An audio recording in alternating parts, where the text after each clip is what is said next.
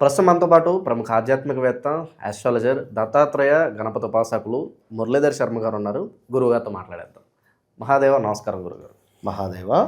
గురుగారు, ఈ రోజుల్లో చూసుకున్నట్లయితే ప్రధానంగా చాలా వరకు ఫేస్ చేస్తున్న సమస్యలు అంటే, గురువుగారు ఎంత ప్రయత్నించినా మాకు పెళ్ళి అవ్వట్లేదు, అయినా కూడా భార్యాభర్తల మధ్య ఏదో గొడవలు, తరచూ గొడవలు పడుతున్నాము. అలాగే ఫ్యామిలీలో ప్రేమానురాగాలు కావచ్చు, ఎందుకు అంత సన్నగించాయి, ప్రతి ఒక్కరు విడిపోతున్నారు. ఇలాంటి సమస్యలకి ప్రత్యేకంగా మీనరాశి వాళ్ళకి మరి మ్యారేజ్ లైఫ్ బాగుండాలన్నా, అలాగే పెళ్ళి కావాల్సిన వాళ్ళకి కావచ్చు, ఓవరాల్గా ఈ కుటుంబ వ్యవస్థకు సంబంధించి మంచి రెమెడీ చెప్పండి. ఎప్పుడు చేసుకున్నా కూడా వర్కౌట్ అయ్యేలాగా అద్భుతమైన రెమెడీ తెలియజేయండి గురుగారు. తప్పకుండా. ముందుగా ప్రేక్షకులకు సంక్రాంతి శుభాకాంక్షలు, అదేవిధంగా నూతన ఆంగ్ల సంవత్సర శుభ ఆశీస్సులతో. జరిగినటువంటి రోజులు ఎంతో బాధాకరము. 2022, 23, 22 ఆగస్టు నుండి స్టిల్ ఈరోజు వరకు కూడా విపరీతమైనటువంటి అధికంగా డబ్బు ఖర్చు అయిన దాఖలాలు. దీనికి తోడు మన మాటకు విలువ ఉండకపోవడాలు, భార్యాభర్తలలో అన్యోన్యత లోపించడాలు, అధికంగా అసలు ఎవరైనా మనకేమైనా చేతబడి లాంటిది కానీ, చెడు ప్రయోగం లాంటిది కానీ ఏమైనా చేశారా అనేటువంటి ఆలోచనలతో తర్జనా భర్జన అవుతూ ముందుకు వెనక్కి పోలేక చాలా ఇబ్బందులు ఫేస్ చేసేటువంటి దాఖలాలు ఎన్నో ఉన్నవి. మరి ఇందులో భాగంగా మీనరాశి వారు నిజంగా 2025లో ఒక రెమెడీ అయితే చేసుకోవాల్సింది. ఎందుకు ఈ రెమెడీ అంటే, వీరు పనిచేసే చోట నెగిటివ్ చాలా ఉంది, వీరిపై అధికంగా నర దృష్టి కూడా ఉంది. భార్యాభర్తలలో అన్యోన్యత లోపించడం అంటే మామూలు లోపించడం కాదు, ఇక పూర్తి స్థాయిలో మనకు ఎట్లా అంటే డైవర్స్ ఏర్పడి ఎటోళ్ళటు వెళ్ళిపోవడాలు, ఉన్నటువంటి పాపనో బాబునో ఎవరో ఒకరే చూసుకోవడాలు, మిగిలిన వారు మరొక వివాహానికి ఎదురుచూపు. ఇక ఇదొకటైతే, రెండవది ఏమిటి అంటే సంతానం. వివాహం జరిగి కొన్నేళ్ళు అవుతుంది, ఏది సంతానం ఏదిరా బాబు, సంతానం ఏది అని చెప్పి ఇంట్లో అమ్మ నాన్నలు టార్చరు అనుభవించలేక, సంతానం కాక బాగా ఏజ్ ఎక్కువైపోయి పెళ్ళి కాని సిచ్యువేషను అదొకటి. సో ఇలాంటి వారందరూ అత్యంత అద్భుతంగా ఒక మంచి రెమెడీస్ 2 చెప్తా, ఇవి చేసుకునే ప్రయత్నం చేయండి. ముఖ్యంగా కూడా భార్యాభర్తలలో అన్యోన్యత లోపించింది అని అనుకునేటువంటి వారికి చెప్తున్నాను. నేను పలానా వ్యక్తిని ఇష్టపడ్డాను, నేను పలానా వ్యక్తినితో ఉండాలని కోరుకుంటున్నాను అని అనుకునేటువంటి వారికి ఇది. మళ్ళీ మిగిలినది మళ్ళీ చెప్తా. ఇందులోనే వెల్లుల్లి రెబ్బలు ఉంటాయి మనకు, చక్కగా పెద్దగా ఉండేటువంటి హైబ్రిడ్ వెల్లుల్లి రెబ్బలను తీసుకోవాలి. తీసుకొని చక్కగా ఏది చెప్పినా ఏది చేసినా వ్యక్తిగత జాతక అనేటువంటిది అల్టిమేట్. ఆ వ్యక్తిగత జాతకం మనం ఏదైతే చాట్ ఓపెన్ చేస్తామో అందులో వాళ్ళ ముఖం కనబడిపోతుంది, వీళ్ళ హావభావాలు కనబడిపోతాయి, వీళ్ళకు పీసీఓడి ఉందా కనబడిపోతుంది, వీళ్ళకు గొడవలు అవుతున్నాయా కనబడిపోతుంది, వీళ్ళకు ఇల్లీగల్ ఎఫైర్ ఉందా కనబడిపోతుంది, వీళ్ళకు పూర్తిగా ఇంకా ఏదున్నా మనం వేసే అంజనం ద్వారా పూర్తిగా కనబడిపోతుంది. వీరు వేసుకున్న బట్టలతో సహా. మొన్న ఒకరు కాల్ చేశారు, మన ఛానల్ నుంచి వచ్చింది కాల్ అపాయింట్మెంట్. నిజంగా మరి ఎక్కడ, లైక్ తూర్పుగోదావరి రిలేటెడ్. నేను వేరే ఫంక్షన్ ఉన్నట్లా అది కాస్త డిలే అయింది. లాస్ట్ 1 వీక్ బ్యాక్ మాట్లాడేది కాస్త ఒక 4 days డిలే అయిపోయింది. మధ్యలో అమావాస్య రావడాలు అటు ఇటు. ఇంకా అనుకోకుండా కాల్ చేసి మహాదేవ, నేను గురుగారిని మాట్లాడుతున్నా చెప్పండి. చెప్పండి. ఓకే, ఎవరండి మాట్లాడేది? శ్రీనివాస్ గారేనా అంటే అవును నేనే, చెప్పండి. ఓకే, మీకు ఏమైనా డేట్ ఆఫ్ బర్త్ అది ఉందా అండి? లేదండి, చెప్పండి. మీకు వివాహం అది జరిగిందా అండి? లేదండి, చెప్పండి. సరే, మీకు అన్నదమ్ములు అక్క చెల్లెల్లో వాళ్ళ పిల్లలదో ఎవరిదైనా డేట్ ఆఫ్ బర్త్? నాకు అసలు ఫ్యామిలీ లేదండి, నేను ఒక్కనే, చెప్పండి. ఎట్లుంటుంది మీరు చెప్పండి. అంత ఈజీయా ఇది? ఈజీయా ఇది నేను మాట్లాడడం? మినిమం డీటెయిల్స్ ఉండాలి కదా. ఇది నిజంగా ప్రామిస్ ఒట్టు, నేను నా గాయత్రి మీద ఒట్టే చెప్తున్నా. ఇదే విషయం, ఇంతే టాపిక్ జరిగింది. ఒకవేళ ఆయన ఈ వీడియో చూస్తే మాత్రం కింద కామెంట్ పెట్టవచ్చు. సరే, ఇక చాలా విషయాలు అయితే జరిగినాయి అక్కడ. ఏది జరిగినా నేను అడిగే కొన్ని పాయింట్స్, వారు వేసుకున్నటువంటి డ్రెస్ కలర్, కొన్ని నాకు సాక్షాత్తు అమ్మవారు ఇచ్చినటువంటి సమాధానము. ప్రామిస్, ఐ సెడ్ ప్రామిస్ చెప్తున్నా.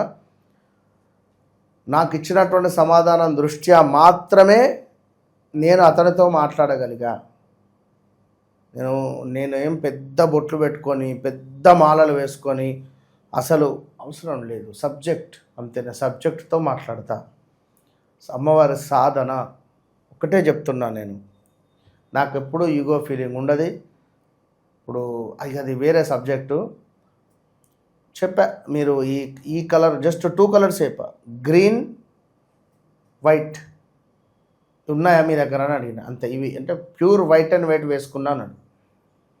గ్రీన్ రిలేటెడ్ అంటే వారి వద్ద పెన్నో ఏదో ఉందన్నాడు, కర్చీఫ్ లైక్. సో అటు పిమ్మట ఇక జాతకంలో నుంచి వెళ్ళా నేను, జాతకానికి నేను వెళ్ళా. ఇప్పుడు ఇక్కడ అపాయింట్మెంట్ తీసుకున్నారు, మీరేం తెలుసుకోవాలనుకుంటున్నారని ఎవరైనా అడుగుతారు ఇక్కడ, అవునా కాదా? నేను ఎప్పుడు అడగా, నేను ఎవరిని అడగా. నేను నిజంగా ఎవరైనా జాతకం నా దగ్గర చెప్పించుకున్న వాళ్ళు ఈ వీడియో చూస్తే కింద కామెంట్ పెట్టండి. నేను ఎప్పుడు ఎవరిని ఏం కావాలి మీకు దేనికోసం అని చెప్పిన అడగను. మీరు దేనికి చేస్తున్నారో మీరే చెప్తారు, అంతే. నా పాయింట్ అది. సో ఎందుకంటే నాకు ఇప్పుడు నేను అనేది వాళ్ళకి అర్థం కావాలి కదా. అర్థం కాంది వారినే అడిగి వారికే నేను వారి వద్దనే నేను అది తీసుకొని దానికి కాస్త నేను 2-3 బిల్డప్ విషయాలు కలిపి చెప్తే సరిపోతుంది. అలా చెప్పేటువంటి వారినే నమ్ముతున్నారు. 10 ఫోటోలను పెట్టి వాడేవాడు వశీకరణ చేస్తాడు ఫేస్బుక్లో, నేను చూస్తున్నా. కోయరాజులట, ఆడే కోయరాజులో వాడు ఎక్కడి నుంచి వచ్చిండి కోయరాజులు. వీళ్ళు మన వీడియోలు కూడా డౌన్లోడ్ చేసి వాళ్ళ నెంబర్లు వేసుకొని మాట్లాడుతున్నారు. ఎక్కడున్నది ధర్మం? ఏం చెప్పొస్తుంది? ఇన్ని తిరిగి డబ్బులు పోగొట్టుకొని మన దగ్గరికి వచ్చేసరికి అపాయింట్మెంట్ తీసుకుందామంటే కూడా వీరికి ఇబ్బంది అవుతుంది. దయచేసి ఏం జరుగుతుంది సమాజంలో అనేటువంటిది దయచేసి చూసుకొని వెళ్ళండి. ఎక్కడి నుంచి ఎక్కడికో వెళ్ళడం జరిగింది. లైక్ ఏది ఏమైనప్పటికీ కూడా మీన రాశి వారు ఖచ్చితంగా ఈ విధంగా బాండింగ్, మీ గర్ల్ ఫ్రెండ్ బాయ్ ఫ్రెండ్ కానీ, లేదా మీ భార్యాభర్తలు కానీ, లేదా పార్ట్నర్షిప్లో బాగుండాలి అనుకున్నా కూడా 2 వెల్లుల్లి రెబ్బలను తీసుకోండి. దానిపైన మీ పేరు వారి పేరు రాయాలి.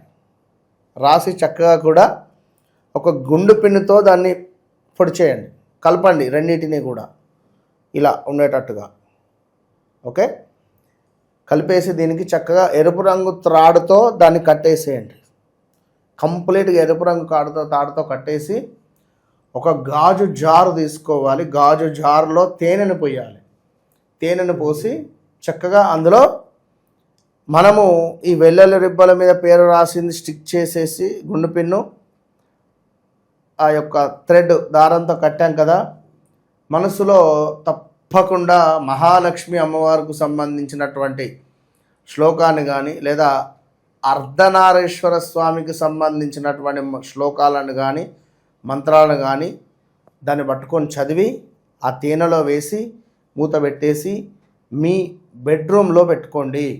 మీ బెడ్రూమ్లో తప్పకుండా ఆగ్నేయ మూలకు కానీ లేదా నైరుతి మూలకు కానీ దాన్ని పెట్టండి. పెట్టి ఉంచండి, 41 రోజులు ఉంచండి. 41 రోజులలో మరొక మాట, దాల్చిన చెక్క పౌడర్ను అందులో వేయండి. వేసి చక్కగా ఆ మూలన పెట్టండి. 41 రోజులలో మిరాకిల్ మీరే చూస్తారు. ఇక రెండవది, వివాహాలే జరగటం లేదు, వివాహాలే కావాలి అని అనుకునేటువంటి వారు తప్పకుండా ఈ యొక్క మీనరాశి వారు ఒక బ్లాక్ కలర్ క్లాత్ తీసుకోవాలి. తీసుకొని ఇందులో 7 స్పూన్ల రాళ్ళ ఉప్పును పోయాలి. 7 స్పూన్ల రాళ్ళ ఉప్పును పోసేసి 8 మిరియాలు 8 లవంగాలను వేసి 4 మేకులను పెట్టాలి. పెట్టి దీనిని చక్కగా కూడా మూటలాగా కట్టేసి దీనిని మీరు ఇదే లెఫ్ట్ హ్యాండ్ తోటే ఇటు 9 సార్లు ఇటు 9 సార్లు దిష్టి తీసుకొని పైనుంచి కిందికి కింద నుంచి మీదికి కూడా మీ ఇంట్లోనే చీకటిగా ఉండేటువంటి రూమ్లో దీన్ని పెట్టండి. చీకటిగా ఉండే రూమ్లో దీన్ని మీరు పెట్టండి. ఓకే, ఇది ఎప్పుడు? శనివారం రోజు చేయాలి. పొద్దున 5:40 నుంచి 6:40 లోపు, మధ్యాహ్నం 12:40 నుంచి 1:40 లోపు, రాత్రి 8:40 నుంచి 9:40 లోపు ఇది చేయండి. దీని తర్వాత 7 వారాలు చేయాలి. ఇది 7 వారాలు చేసి ఈ 7 మూటలను కూడా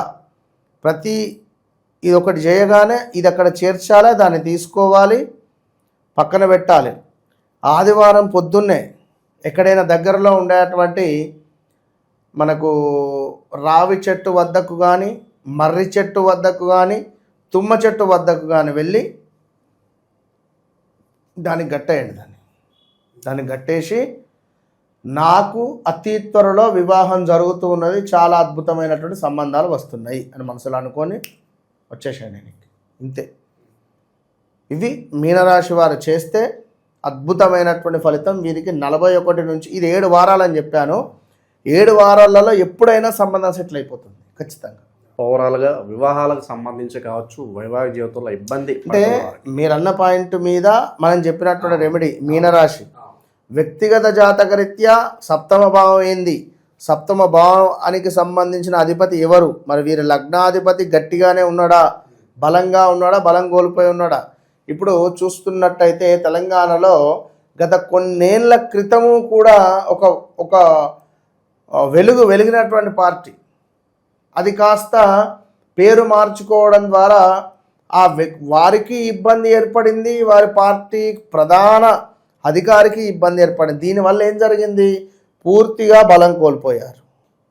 సో మనము కూడా మన జాతక రీత్యా ఉండేటువంటి జాతకునికి సంబంధించినటువంటి ఆ యొక్క లగ్నాధిపతి బలంగా ఉన్నాడా లేదా? బలంగా ఉంటే ఇక బాహుబలంత బలం మీకు, అంతే, అది చూసుకోవాలి. చాలా మంచి విశ్లేషణ అందించారు గురుగారు, ధన్యవాదాలు. మహాదేవ్.